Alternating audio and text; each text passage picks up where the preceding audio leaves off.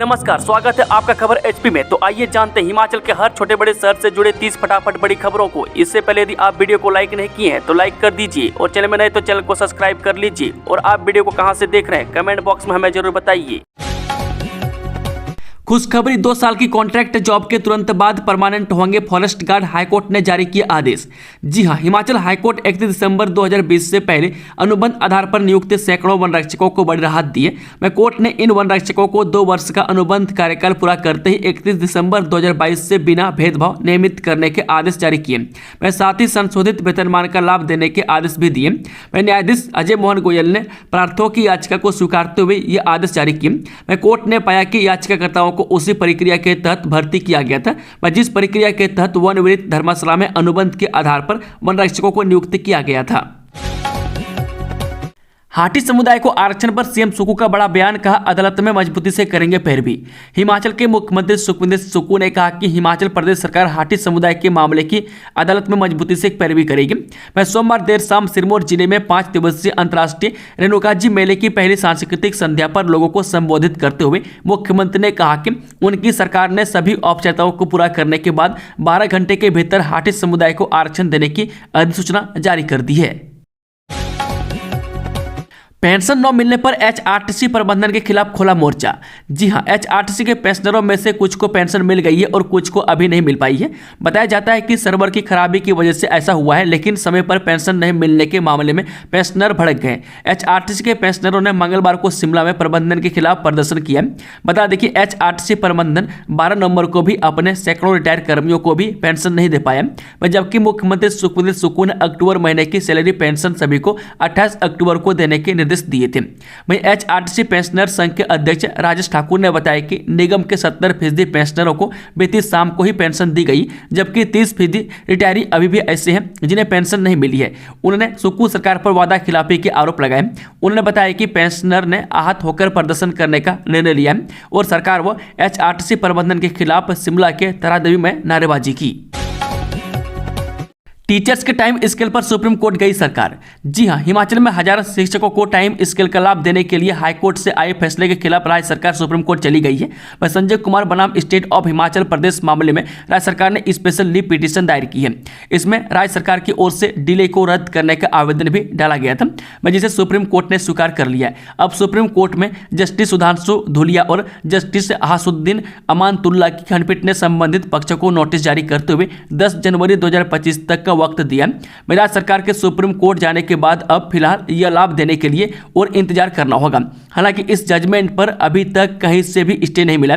इससे पहले हिमाचल हाईकोर्ट में जस्टिस विवेक सिंह ठाकुर और जस्टिस संदीप शर्मा की खंडपीठ ने 1 नवंबर 2023 को फैसला सुनाया था कि भर्ती नियमों के तहत नियुक्त शिक्षकों को 4/9/14 की एश्योर्ड कैरियर प्रोग्रेशन स्कीम के तहत टाइम स्केल का लाभ राज्य सरकार को देना होगा।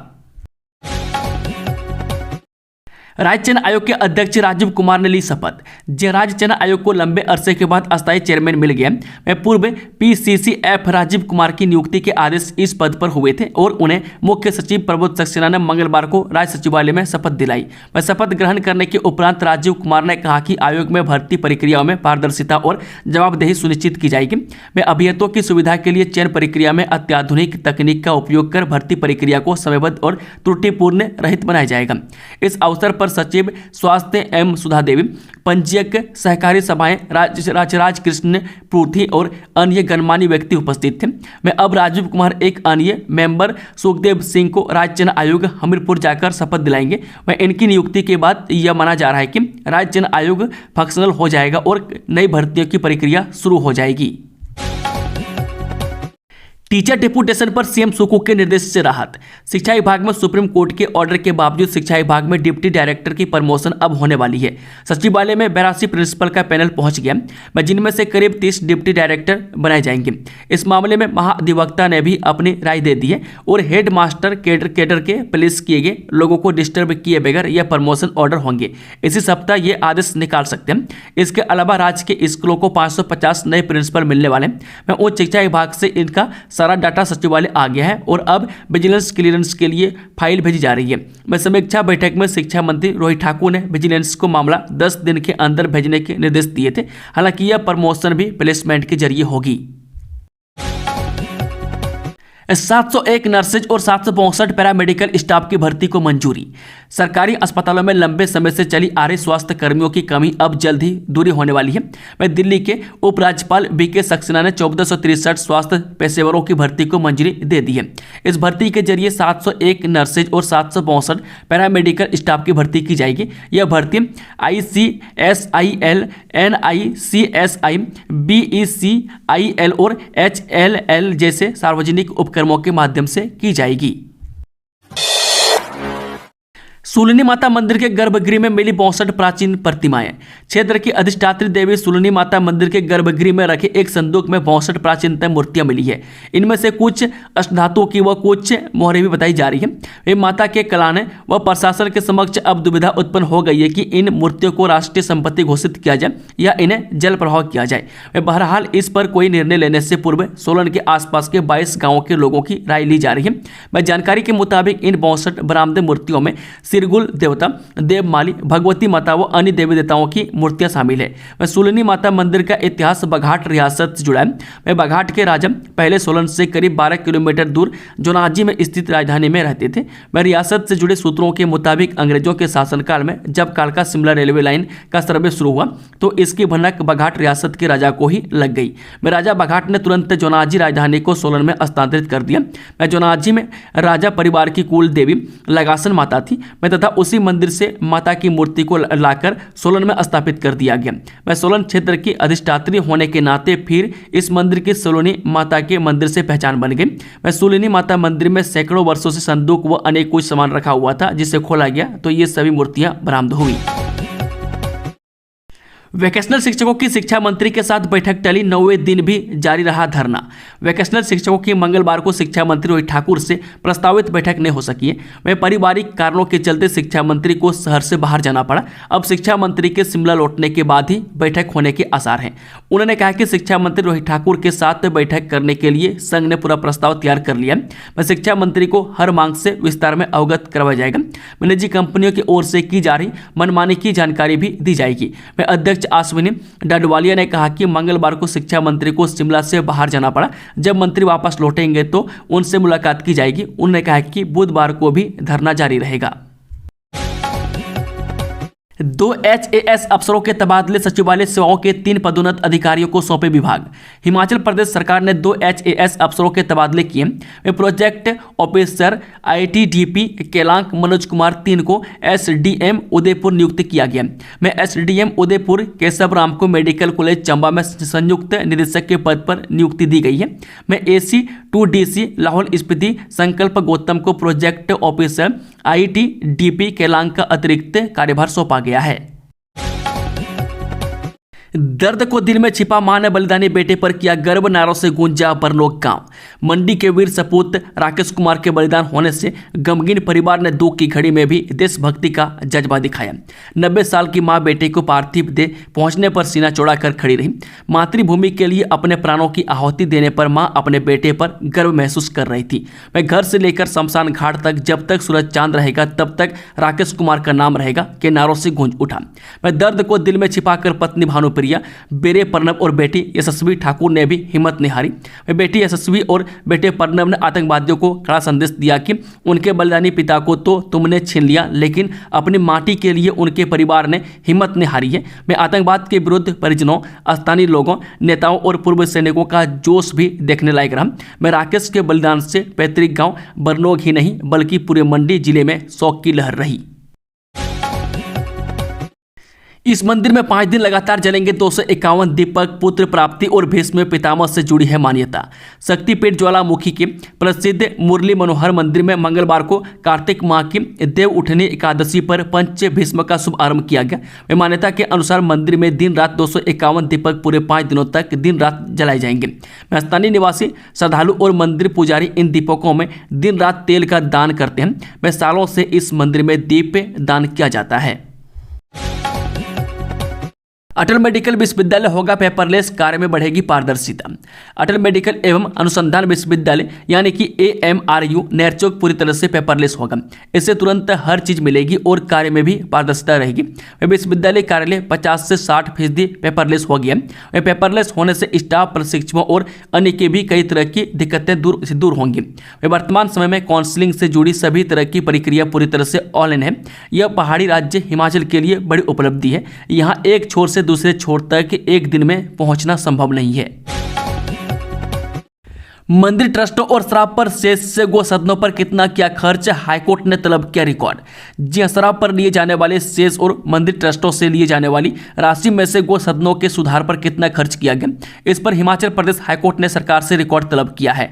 मैं लावारिस पशुओं और गो सदनों में जानवरों की दुर्दशा पर हाईकोर्ट सख्त हो गया। वह कोर्ट ने सरकार से 5 साल में गो सदनों पर खर्च बजट की रिपोर्ट मांगी है। वह कार्यवाहक मुख्य न्यायाधीश तरलोक सिंह चौहान और सत्यवेंद्र द्विवेदी की खंडपीठ ने पशुओं की स्थिति सुधारने के लिए सरकार को सख्त कदम उठाने को कहा है। हिमाचल निर्माता डॉक्टर परमार की पुत्रवधू सत्या का निधन, लंबे समय से चल रही थी बीमार।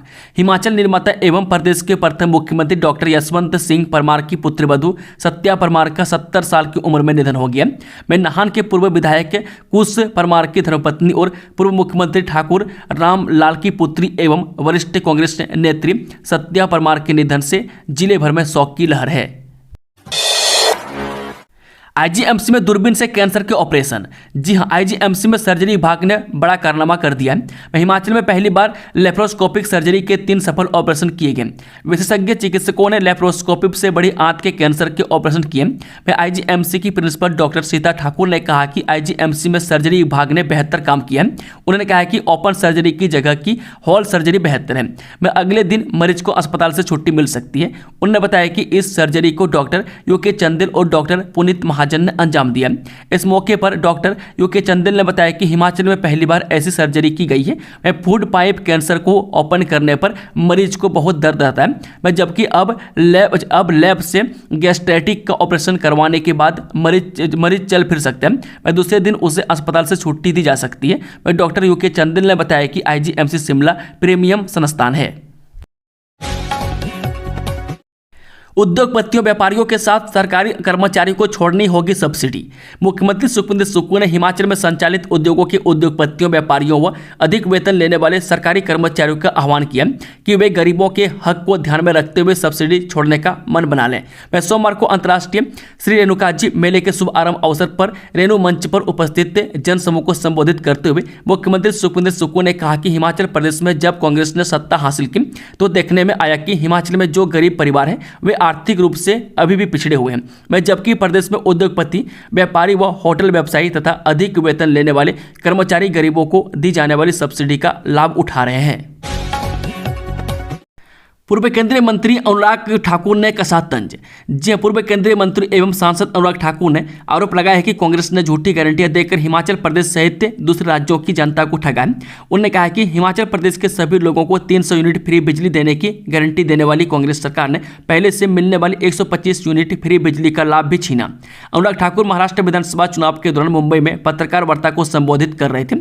उनके साथ केंद्रीय मंत्री जी किशन रेड्डी व शोभा करंदलाजे ने भी प्रेस वार्ता को संबोधित किया तथा हिमाचल प्रदेश के अलावा तेलंगाना व कर्नाटक में कांग्रेस सरकार की गारंटियों को लेकर अपना पक्ष रखा।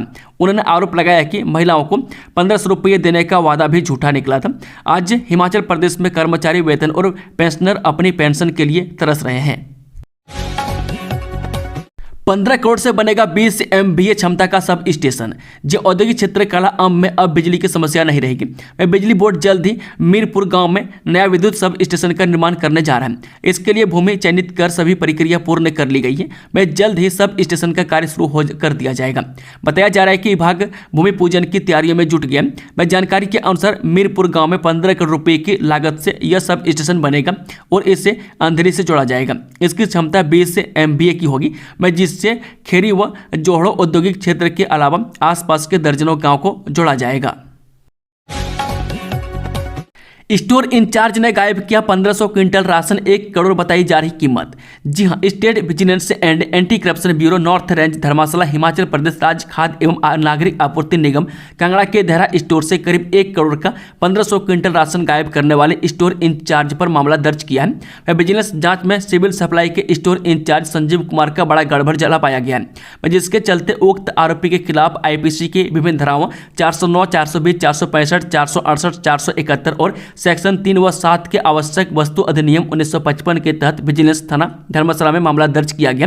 इसके चलते अब हर पहलू की कड़ी छानबीन होगी। वह सिविल सप्लाई के इंचार्ज ने डिपो के माध्यम से देहरा के विभिन्न क्षेत्रों में भेजे जाने वाली सस्ते सब्सिडी मूल्य वाले राशन की सप्लाई को गायब करने के कारनामे को अंजाम दिया था। इस संबंध में विजिलेंस थाना नॉर्थ जोन धर्मशाला के एसपी बलबीर सिंह ने बताया कि आरोपी के खिलाफ आरोप सही पाए गए, जिसके आधार पर अलग अलग धाराओं में मामला दर्ज कर अब जांच तेज कर दी गई है। हिमाचल में मिलेगी 15 साल पुराने वाहनों को स्क्रैप करने की सुविधा, परिवहन विभाग ने 2 कंपनियों को दी अप्रूवल। देश में सड़कों पर बढ़ रहे डिजिटल और पेट्रोल वाहनों की संख्या से पर्यावरण दूषित हो रहा है। ऐसे में पर्यावरण संरक्षण, सड़क सुरक्षा और वाहन उद्योग के पुनर्विकास के लिए सड़कों पर पुराने और अनुपयोगी वाहनों को सड़क पर से हटाने के लिए पंजीकृत वाहन स्क्रैपिंग सुविधा लागू की गई है। इसके तहत हिमाचल में भी 15 साल पुराने डिजिटल और पेट्रोल के वाहनों को स्क्रैप किया जा रहा है। इसके लिए परिवहन विभाग ने प्रदेश की 2 कंपनियों को रजिस्टर व्हीकल स्क्रैपिंग फैसिलिटी यानी कि RVSF सेंटर खोलने का अप्रूवल दिया है। ऐसे में वाहनों की स्क्रैपिंग के लिए सेटअप तैयार करने के बाद इन कंपनियों को लाइसेंस जारी किया जाएगा। 15,000 के लिए SHO ने की खाकी से बेईमानी, रिश्वत लेते रंगे हाथों गिरफ्तार। जिला मंडी के पद्धर पुलिस थाने के SHO ने 15,000 रुपये में अपना ईमान बेच डाला। वह पद्धर थाने के SHO ने एक केस के सेटलमेंट के बदले 15,000 की रिश्वत मांगी और विजिलेंस ने उसे रंगे हाथों गिरफ्तार कर लिया। यह मामला सोमवार देर शाम की है। बता दें कि DSP विजिलेंस प्रियंका गुप्ता ने बताया कि SHO पद्धर ने एक व्यक्ति से केस के सेटलमेंट के बदले 15,000 रुपये की मांग की और उसे यह पैसे अपने आवास पर लाने को कहा। व्यक्ति ने इसकी सूचना विजिलेंस को दे दी, जिसके बाद विजिलेंस की टीम ने जाल बिछाया और व्यक्ति को पैसे संग HSO के आवास पर भेजा। इसके बाद विजिलेंस की टीम ने छापा मारकर SHO को रंगे हाथ गिरफ्तार कर लिया। हाईकोर्ट का बड़ा आदेश, कॉन्ट्रैक्ट के बाद रेगुलर हुए कर्मियों को सालाना अर्जित वेतन वृद्धि देने के आदेश 4 महीने में भुगतान करे सरकार। हिमाचल प्रदेश हाईकोर्ट ने कॉन्ट्रैक्ट के बाद रेगुलर हुए हजारों कर्मचारियों को बड़ी राहत देते हुए अनुबंध पीरियड के दौरान अर्जित वार्षिक वेतन वृद्धि देने के आदेश जारी किए। वह कार्यवाहक मुख्य न्यायाधीश तरलोक सिंह चौहान और न्यायाधीश सत्येंद्र वैद की खंडपीठ ने विभिन्न अपीलों और याचिकाओं का एक साथ निपटारा करते हुए उपरोक्त आदेश अनुसार उपजे कर्मचारियों के वित्तीय लाभ 4 माह के भीतर अदा करने के आदेश दिए हैं। सीएम सुखविंदर सिंह सुक्खू पहुंचे IGMC, जाने वजह। जी हां, हिमाचल के मुख्यमंत्री सुखविंदर सुक्खू शिमला लौट आए हैं। वह सिरमौर दौरे पर थे। मुख्यमंत्री सुखविंदर सुक्खू ने इंदिरा गांधी चिकित्सा महाविद्यालय शिमला में 7वें राज्य वित्त आयोग के अध्यक्ष नंदलाल का कुशलक्षेम जाना। नंदलाल अस्पताल में स्वास्थ्य लाभ ले रहे हैं। वह सीएम सुक्खू ने उनके जल्द स्वास्थ्य होने की कामना की। मुख्यमंत्री ने IGMC अस्पताल में मरीजों को दी जा रही विभिन्न स्वास्थ्य सेवाओं और सुविधाओं का निरीक्षण किया। उन्होंने नवनिर्मित ट्रामा वार्ड में जाकर मरीजों से बातचीत करते हुए उन्हें उपलब्ध करवाए जा रहे भोजन की गुणवत्ता और चिकित्सकों व नर्सों से मिल रहे स्वास्थ्य उपचार एवं परामर्श के बारे में जानकारी हासिल की। सेक्रेटरी पावर के साथ होगी बिजली वार्ड कर्मचारियों की बैठक, मीटिंग में रखी जाएंगी ये मांग। हिमाचल प्रदेश राज्य बिजली बोर्ड कर्मचारियों का अपनी मांगों को लेकर संघर्ष जारी है। बिजली बोर्ड के कर्मचारी विभिन्न मंचों के जरिए अपनी मांगों को सरकार के समक्ष उठा रहे हैं। इसी कड़ी में 6 नवंबर को बिजली बोर्ड कर्मचारियों की मुख्यमंत्री सुखविंदर सिंह सुक्खू के साथ बैठक हुई थी, जिसमें मुख्यमंत्री से HPSEBL प्रबंधन को कर्मचारियों के साथ मीटिंग कर उनकी मांगों को सुनने के निर्देश जारी किए थे। जिसके बाद बिजली बोर्ड कर्मचारियों ने हिमाचल प्रदेश राज्य बिजली बोर्ड प्रबंधन के साथ हुई बैठक में अपनी मांगों को दोहराया। हिमाचल प्रदेश राज्य बिजली बोर्ड कर्मचारी एवं अभियंता संयुक्त मोर्चा की अगली त्रिपक्षीय बैठक 18 नवंबर को सेक्रेटरी पावर के साथ होगी, जिसमें कर्मचारियों ने उनकी मांगों के समाधान होने की संभावना जताई है। बीजेपी सांसद कंगना रनौत की मुश्किलें बढ़ी, राष्ट्रद्रोह एवं किसानों के अपमान के मामले में कोर्ट द्वारा नोटिस। जी हां, बॉलीवुड अभिनेत्री और हिमाचल प्रदेश के मंडी से भाजपा सांसद कंगना रनौत की कानूनी मुश्किलें बढ़ती जा रही है। किसानों से जुड़े देशद्रोह और अपमान के मामले में उनके खिलाफ कोर्ट ने नोटिस जारी किया। मैं आगरा की विशेष MP MLA कोर्ट ने किसान आंदोलन और महात्मा गांधी पर उनकी टिप्पणी को लेकर यह नोटिस जारी किया है। मैं कंगना को इस नोटिस का जवाब देना पड़ेगा। हिमाचल में ठंडी होने लगी, रातें 16 को बारिश व बर्फबारी की संभावना। हिमाचल में रातें ठंडी होने लगी है। प्रदेश भर में न्यूनतम तापमान में लगातार गिरावट दर्ज की जा रही है। स्थिति यह है कि जनजातीय इलाकों में जहां पारा जमाव बिंदु से नीचे दर्ज किया जा रहा है, मैं जनजातीय जिला लाहौल स्पीति के ताबो में न्यूनतम तापमान -4.5 डिग्री सेल्सियस दर्ज किया गया। मौसम विभाग के अनुसार विंटर सीजन में यह पहली बार पारा इतना दर्ज हुआ है। मैं इसके साथ ही यह सीजन की सबसे सर्द रात रही। राज्य के मैदानी भागों में दोपहर तक धुंध छाने से कंपकपी बढ़ गई है। मंगलवार को बिलासपुर, मंडी, ऊना और हमीरपुर के सुजानपुर में घना कोहरा छाया रहा। वहीं आगामी 4 दिन भी धुंध का कहर जारी रहेगा। मौसम विभाग ने भाखड़ा बांध के जलाशय क्षेत्र सुजानपुर, ऊना और मंडी जिला की बल्ह घाटी में घना कोहरा पड़ने का येलो अलर्ट जारी किया है। 13 व 14 नवंबर को समूचे प्रदेश में मौसम साफ रहेगा। 12 नवंबर को मध्यवर्ती व उच्च पर्वतीय क्षेत्रों जबकि 16 नवंबर को उच्च पर्वतीय क्षेत्रों में बारिश व बर्फबारी की संभावना जताई है। हालांकि इस दौरान मैदानी क्षेत्रों में मौसम साफ रहेगा। 17 व 18 नवंबर को भी पूरे प्रदेश में मौसम के शुष्क बने रहने के आसार हैं। केथू में कुत्ते का आतंक, 35 लोगों को कर चुका है लहूलुहान। नगर निगम के केथू में वार्ड में स्थानीय लोग एक आवारा कुत्ते के आतंक से परेशान हो गए। पिछले 1 महीने में यह कुत्ता करीब 35 लोगों को अपना शिकार बना चुका है। लोअर केथू में मंदिर के समीप यह कुत्ता रहता है। ऐसे में लोगों का यहां से चलना मुश्किल हो गया। यह कुत्ता आते जाते लोगों को लहूलुहान कर रहा है, जिससे स्थानीय लोग परेशान हो गए। वार्ड के लोगों का यह प्रतिनिधिमंडल पूर्व पार्षद सुनील धर की अगुवाई में मंगलवार को नगर निगम आयुक्त भूपेंद्र अत्री से मिला और इस समस्या के समाधान को लेकर ज्ञापन सौंपा। हिमाचल कलाग्राम एक छत के नीचे दिखेगी प्रदेश की विरासत, लोक संस्कृति की दिखेगी झलक। राजस्थान के जयपुर के जोखी, ठानी और दिल्ली में दिल्ली हॉट की तर्ज पर देश विदेश के सैलानी हिमाचल कलाग्राम में प्रदेश की कला और संस्कृति से रूबरू हो सकेंगे। वह कांगड़ा के नगरोटा बागवा के रजियाना में हिमाचल कलाग्राम बनाया गया है। यहाँ एक ही स्थान पर हिमाचली हस्तशिल्प, हथकरघा, संगीत, नृत्य और खान पान का लुत्फ लिया जा सकेगा। नए साल पर प्रदेश के लोगों और सैलानियों को समर्पित होने वाले हिमाचल कलाग्राम का संचालन HPTDC या हिमाचल प्रदेश पर्यटन विकास निगम करेगा। सानन के बाद अब BBMB और रॉयल्टी की लड़ाई। सुप्रीम कोर्ट में आज BBMB 18 और JSW कंपनी का केस।